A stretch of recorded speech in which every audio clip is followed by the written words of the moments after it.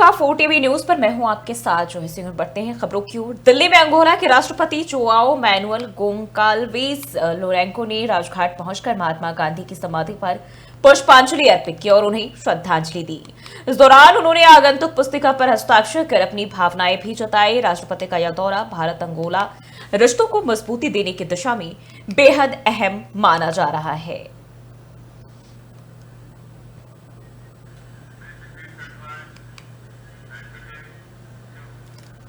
और दिल्ली में शिक्षा व्यवस्था को पारदर्शी और जनहितकारी बनाने की दिशा में एक बड़ा कदम उठाते हुए दिल्ली कैबिनेट ने सभी निजी स्कूलों की फीस वृद्धि को नियंत्रित करने के लिए स्कूल फीस एक्ट को मंजूरी दे दी है। और इस पर प्रतिक्रिया देते हुए मुख्यमंत्री रेखा गुप्ता ने कहा कि यह कानून राजधानी के 1677 निजी स्कूलों की फीस प्रणाली को पारदर्शी और जवाबदेह बनाएगा। साथ ही उन्होंने कहा कि पिछले सरकारों के कार्यकाल में निजी स्कूल मनमानी तरीके से हर वर्ष फीस बढ़ाते रहे हैं, जिससे अभिभावक वर्ग लगातार आर्थिक बोझ महसूस करता रहा है। मुख्यमंत्री ने दावा किया कि पहली बार है जब किसी सरकार ने इस मुद्दे पर गंभीरता से पहल करते हुए एक स्पष्ट और प्रभावी कानून बनाया। सीएम ने यह भी कहा कि आने वाले समय में दिल्ली की सरकार शिक्षा व्यवस्था इतनी व्यवस्थित और गुणवत्तापूर्ण कर देगी कि माता पिता अपने बच्चों को निजी स्कूलों की बजाय सरकारी स्कूलों में भेजने को प्राथमिकता देंगे और यह कदम शिक्षा के क्षेत्र में समानता और न्याय सुनिश्चित करने की दिशा में ऐतिहासिक पहल है। जिस तरीके से लगातार इतने सालों से दिल्ली के पेरेंट्स के साथ में अन्याय हो रहा था, स्कूल यदि फीस बढ़ाते थे तो सरकार उनकी सुनवाई नहीं करती थी और कोई ऐसा नियम कायदा कानून ही सरकार के पास नहीं था जिसके माध्यम से इस पूरे फीस स्ट्रक्चर को रेगुलेट किया जा सके या किसी भी तरीके से स्कूलों को ये कहा जा सके कि आपको किस तरीके से कितनी और कब और कैसे फीस की गाइडलाइन तैयार करनी होगी।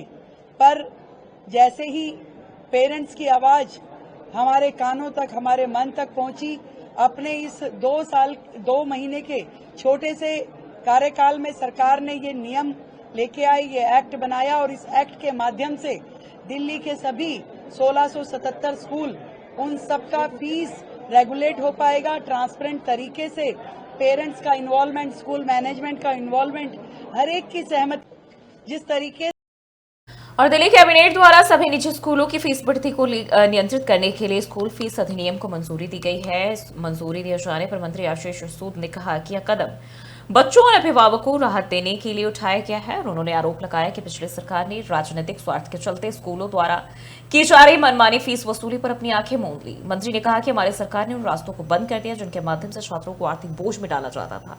उन्होंने बताया कि पहली बार डीएम समिति बनाकर स्कूलों की जांच कराई गई और इसके बाद अदालत ने दिल्ली पब्लिक स्कूल को भी फटकार लगाई। मंत्री ने कहा कि 27 सालों से हर साल फीस में बढ़ोतरी हो रही थी, लेकिन अब इसे रोका जा रहा है। सरकार का उद्देश्य छात्रों को मानसिक उत्पीड़न से रोकना और शिक्षा को सुगम बनाना है।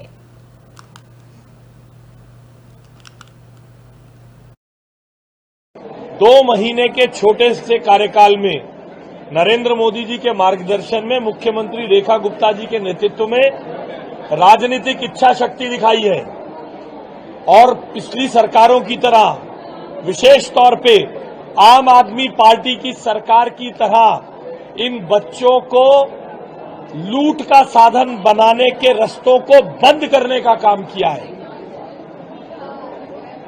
ये काम उनके पास भी करने का मौका था, मगर उन्होंने बच्चों के मानसिक दबाव को, बच्चों के ऊपर दबाव डाल के उनके पैसे जो स्कूल छीन रहे थे, एक्सटॉर्ट कर रहे थे, उससे अपनी राजनीतिक महत्वाकांक्षाओं को पूरा करने के लिए स्कूलों से अंडर द टेबल सेटलमेंट करने का काम किया था। 27 साल से हर साल फीस बढ़ती थी। रेगुलेट करना और ट्रांसपेरेंटली रेगुलेट करने का प्रयास नहीं किया गया और मैं बहुत जिम्मेदारी से ये कह रहा हूं, स्कूल फीस बढ़ाते थे।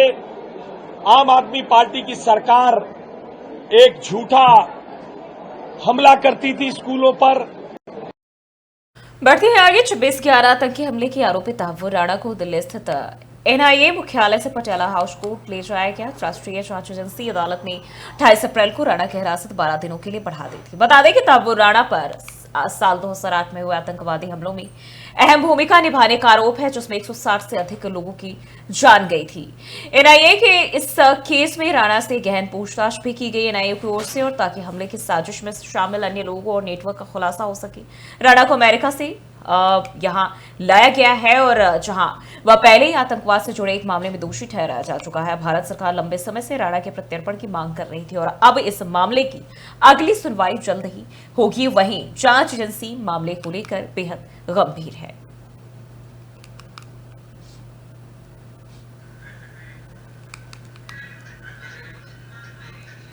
बढ़ते आगे, रांची में झारखंड के मुख्यमंत्री हेमंत सोरेन ने जातीय जनगणना को लेकर एक अहम बयान दिया, जिसमें उन्होंने कहा कि सरकार में बैठे लोगों को यह समझना जरूरी है कि देश की जनता को कैसे व्यवस्थित किया जाए, और इसके लिए जातीय आधार पर जनगणना जरूरी है, ताकि समाज की हर वर्ग को सही स्थिति का आकलन हो सके। मुख्यमंत्री ने जोर देकर कहा कि बिना उचित जानकारी की नीतियां बनाना व्यवहारिक नहीं है। साथ ही उन्होंने ये भी कहा कि जातीय जनगणना से सामाजिक न्याय को मजबूती मिलेगी और वंचित वर्गों को उनका हक दिलाने में मदद मिलेगी।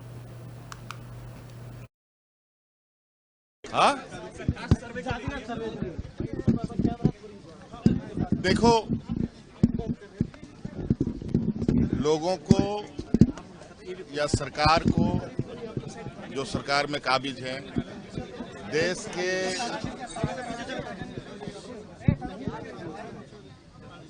जो जनता है या देश की जो नागरिक हैं, उनको कैसे व्यवस्थित किया जाए, इसके बारे में तो आकलन होना चाहिए ना। हाँ, देखो, लोगों को या सरकार को नियंत्रण रेखा यानी एलओसी के पास स्थित पाकिस्तान के कब्जे से वाले जो कश्मीर है, वहां के चकोठी गांव में रहने वाले लोगों ने सीमा क्षेत्र में बढ़ते तनाव को देखते हुए अपने घरों के पास बने शरण स्थलों और बंकरों को मजबूत करना शुरू कर दिया है।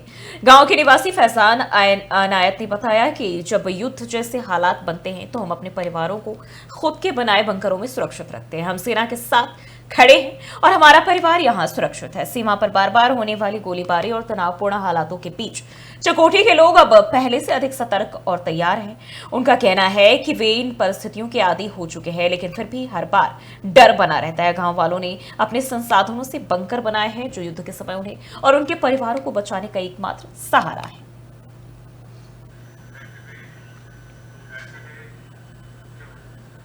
और वहीं केंद्रीय मंत्री अश्विनी वैष्णव ने मुंबई के बांद्रा कुर्ला कॉम्प्लेक्स स्थित बुलेट ट्रेन स्टेशन का निरीक्षण किया और प्रगति को लेकर संतोष जताया। और उन्होंने कहा कि स्टेशन का निर्माण कार्य तेजी से चल रहा है। वर्तमान में सबसे निचले बेसमेंट स्तर B3 पर काम किया जा रहा है। स्टेशन की दीवारें बनाने का कार्य भी शुरू हो चुका है।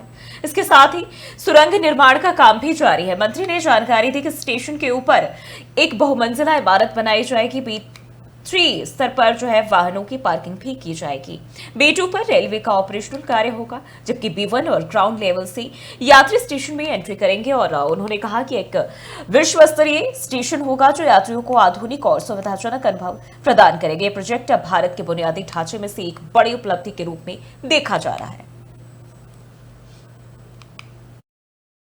मुंबई का BKC में जो स्टेशन का काम है, बहुत तेजी से काम चल रहा है। अगर आप काम को देखें तो B3 जो लोएस्ट हमारा बेसमेंट 3 है, उसका तेजी से काम चल रहा है। जो साइड की जो वॉल्स को स्ट्रेंथ देने का काम था, वो कंप्लीट हुआ है। अब स्टेशन की वॉल्स बननी चालू हो गई है। साथ ही साथ टनल का काम भी आगे बहुत तेजी से चल रहा है। और टनल के आगे महाराष्ट्र पोर्शन में जितना भी काम है, वो जमीन मिल जाने के बाद में बहुत तेजी से स्पीड से काम चल रहा है। ये स्टेशन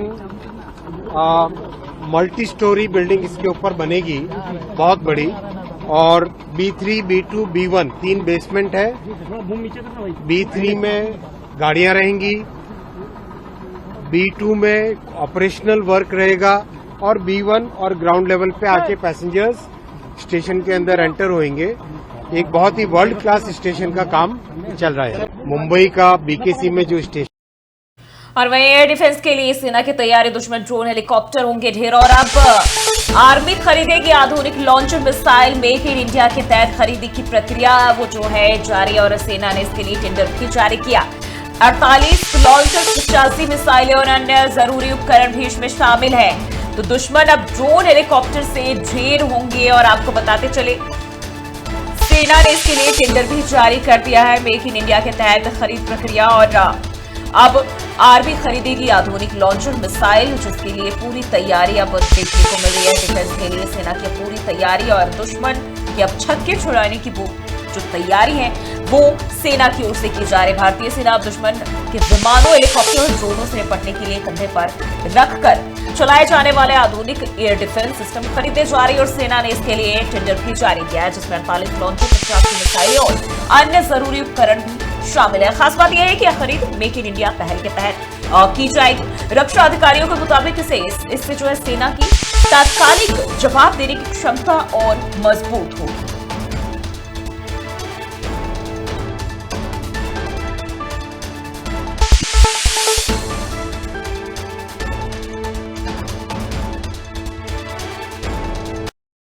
और गोवा के मुख्यमंत्री प्रमोद सावंत ने शुरगांव यात्रा में हुई घटना को गंभीरता से लेते हुए अपने सोशल मीडिया अकाउंट एक्स पर बयान दिया, जिसमें उन्होंने कहा कि इस मामले की मजिस्ट्रेट जांच करवाई जाएगी। और इसके साथ ही मुख्यमंत्री ने जल्द ही एक उच्च स्तरीय बैठक बुलाने की बात भी कही है, ताकि पूरी स्थिति की समीक्षा कर उचित कार्रवाई की जा सके।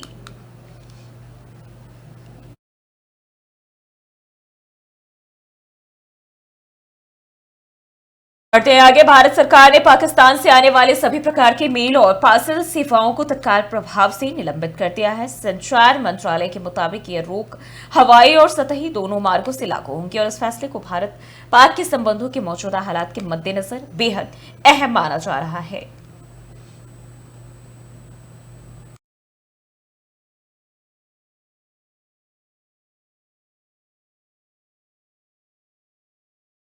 और पहलगाम आतंकी हमले पर राजस्थान सरकार में मंत्री राज्यवर्धन राठौड़ ने कहा कि प्रधानमंत्री मोदी ने स्पष्ट कर दिया है कि भारत के ऊपर जो आंख उठाकर देखेगा उसे करारा जवाब दिया जाएगा। समय और स्थान यह भारत की सेना तय करेगी, लेकिन जो कायराना हमला भारत पर किया गया है उसका ऐसा करारा जवाब दिया जाएगा जिसकी कोई कल्पना भी नहीं कर सकता है। हमें साइबर स्तर पर भी ध्यान रखने की जरूरत है, क्योंकि हमले केवल शारीरिक नहीं होते, साइबर स्तर पर भी किए जाते हैं।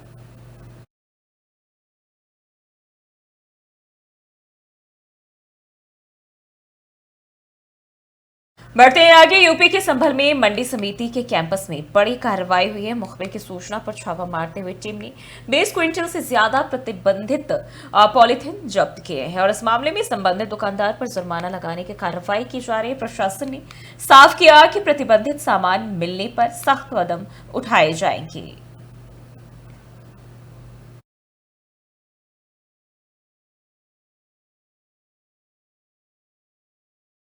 और वहीं भोपाल से खबर सामने आ रही, जहां लव जिहाद आरोपी का शॉर्ट एनकाउंटर। मेडिकल के दौरान पुलिस पर हमला कर भागने की कोशिश और झूमा झपटी के बाद पुलिस ने गोली चलाई है। आरोपी फरहान के पैर में गोली लगी, अस्पताल में भर्ती कराया गया है। इलाज के लिए छात्राओं को ड्रग्स और ब्लैक मेलिंग से फंसाने का आरोप है। तो ये जानकारी आपको बताते चले, मध्य प्रदेश के भोपाल से एक खबर सामने आ रही है, जहां लव जिहाद का आरोपी का जो है शॉर्ट एनकाउंटर हुआ है। और मेडिकल के दौरान पुलिस पर हमला कर भागने की कोशिश की थी। झुमाझुपटी के बाद पुलिस ने गोली चलाई है। आरोपी फरहान के पैर में गोली लगी है, जिसे अस्पताल में इलाज के लिए भर्ती कराया गया। वहीं उसके ऊपर छात्राओं को ड्रग्स और ब्लैकमेलिंग से फंसाने का आरोप है।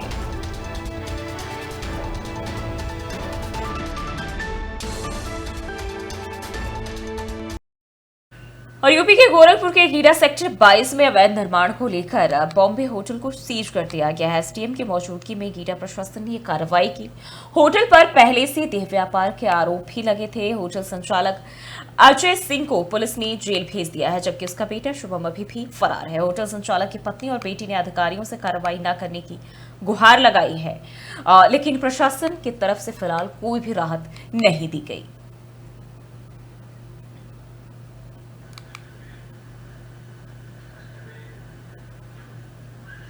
बढ़ते आगे, आगरा में क्रिप्टो करेंसी में निवेश का झांसा देकर लाखों रुपए की ठगी का मामला सामने आया है। पिता पुत्री समेत 8 लोगों पर 96,46,000 रुपए की धोखाधड़ी का आरोप लगाया। आरोपियों ने 20 महीने में रकम दोगुनी करने का लालच देकर लोगों से पैसा वसूला। पीड़ित की शिकायत पर कोर्ट के आदेश से केस दर्ज कर लिया गया है और साइबर सेल ने मामले की जांच शुरू कर दी है।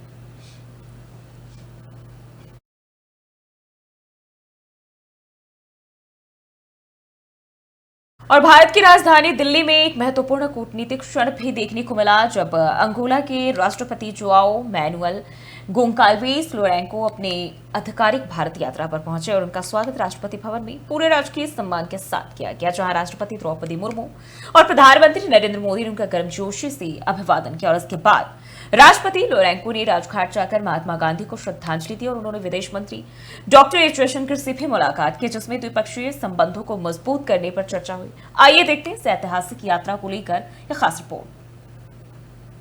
अंगोला के राष्ट्रपति जोआओ मैनुअल गोंसाल्वेस लोरेंसो का शनिवार को राष्ट्रपति भवन के प्रांगण में राजकीय स्वागत किया गया। इस मौके पर भारत के राष्ट्रपति द्रौपदी मुर्मू, प्रधानमंत्री नरेंद्र मोदी समेत कई दिग्गज नेता मौजूद रहे। इस दौरान अंगोला के राष्ट्रपति को गार्ड ऑफ ऑनर भी दिया गया, जो कि भारत की ओर से दी जाने वाली एक विशेष सैन्य सम्मान परंपरा है।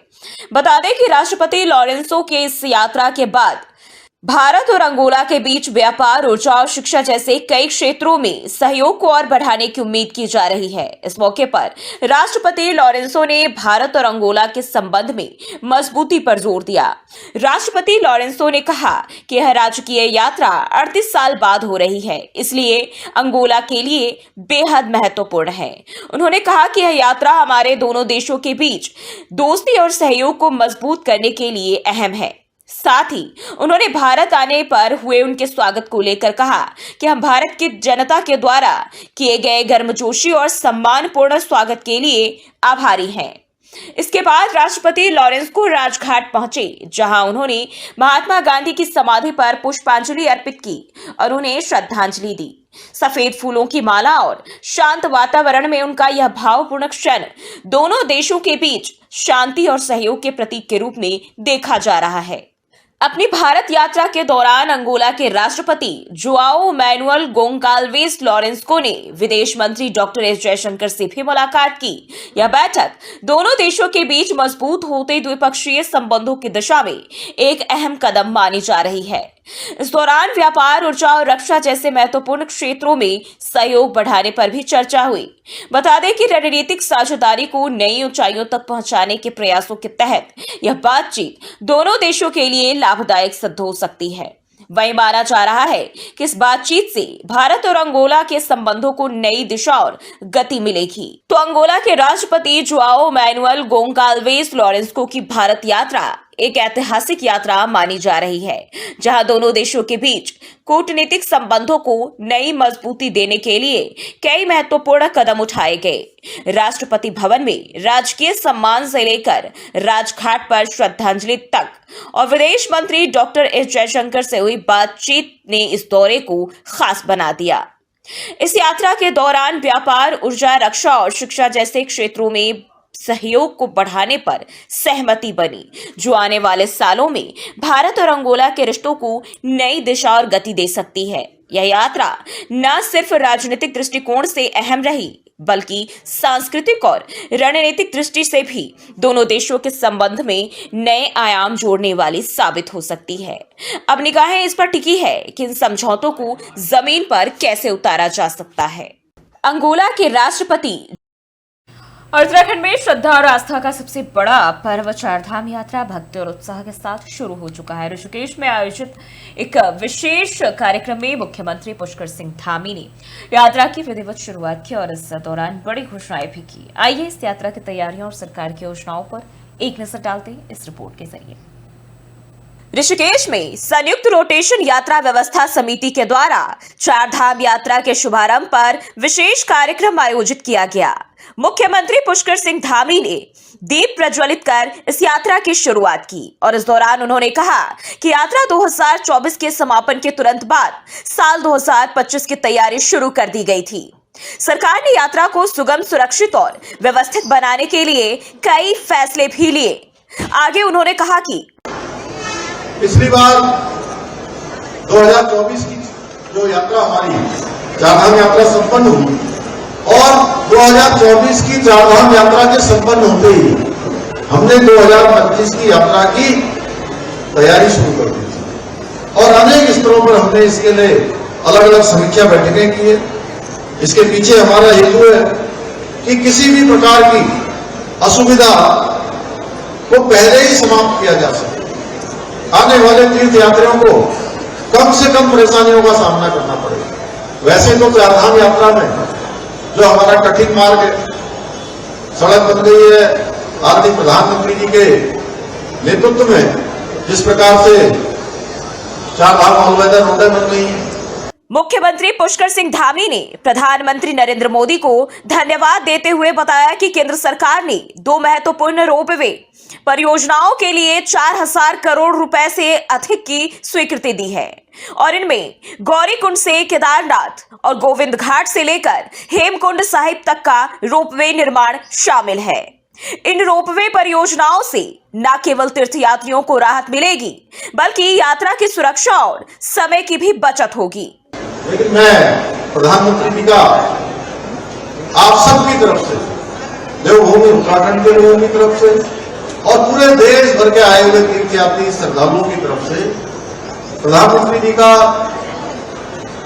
धन्यवाद करता हूं कि आप आने वाले समय में कुछ वर्षों के बाद जिस प्रकार से प्रधानमंत्री जी के नेतृत्व में भारत की सरकार ने हमको 4,000 करोड़ से भी अधिक का गौरीकुंड से हेमकुंड, गौरीकुंड से केदारनाथ और गोविंद घाट से हेमकुंड साहब का रोपवे स्वीकृत कर दिया है और पूरे देशवासियों की तरफ से, क्योंकि पूरे देश के लोगों की आस्था श्रद्धा के स्थान है हमारे और उनकी यात्रा भी बहुत आसान हो जाएगी जो शारीरिक रूप से कमजोर है। बता दें कि चारधाम यात्रा के दौरान लाखों श्रद्धालुओं के आगमन को ध्यान में रखते हुए व्यवस्थाओं को अत्यधिक सुदृढ़ किया गया है। हरिद्वार, ऋषिकेश मेडिकल सहायता केंद्र, ट्रैफिक मैनेजमेंट की व्यवस्था भी की गई है। सरकार ने इस बार यात्रा को पर्यावरण अनुकूल और सुरक्षित बनाने पर भी खास जोर दिया है। सुरक्षा बलों की तैनाती, ड्रोन से निगरानी और आपदा प्रबंधन टीमें हर रूट पर पूरी तरह सक्रिय है। इसके साथ ही तीर्थ स्थलों की स्वच्छता और प्लास्टिक मुक्त वातावरण बनाए रखने के लिए भी खास अभियान चलाए जा रहे हैं। चारधाम यात्रा केवल एक धार्मिक यात्रा नहीं बल्कि आस्था, प्रकृति और परंपरा का संगम है। सरकार की ओर से किए गए व्यापक प्रयासों का उद्देश्य है कि हर श्रद्धालु की यात्रा सुरक्षित, स्मरणीय और आध्यात्मिक रूप से समृद्ध हो। तो उत्तराखंड में चारधाम यात्रा की शुरुआत हो चुकी है और इसे सरकार सफल बनाने के लिए कोई कसर नहीं छोड़ रही है। अब देखना होगा कि इस साल की यात्रा न केवल आस्था का पर्व बने बल्कि व्यवस्थाओं की दृष्टि से भी एक आदर्श उदाहरण पेश करे। ऋषिकेश। और फिलहाल के इस बुलेटिन बस इतना ही। देश और दुनिया की तमाम खबरों के लिए देखते रहिए 4 TV न्यूज़।